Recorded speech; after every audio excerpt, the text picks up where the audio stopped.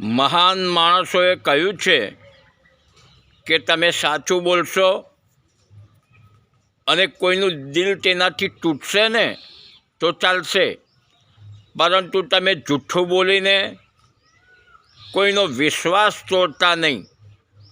અને તે કહે છે કે મર્દ તો તેને કહેવાય કે જેની જીબાનની કિંમત હોય, જે બોલ્યા પછી કરી બતાવે, બોલ્યા પછી બીજું ન બોલે, અને જે બોલ્યો હોય તે કરી બતાવે, તેને મર્દ કહેવાય.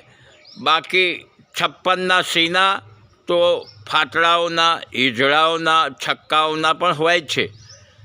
56ની છાતી હોવાથી કંઈ મર્દ નથી બની જવાતું. મર્દ બનવા માટે જીબાનની કિંમત હોય છે. વાત બહુ સમજવા જેવી છે.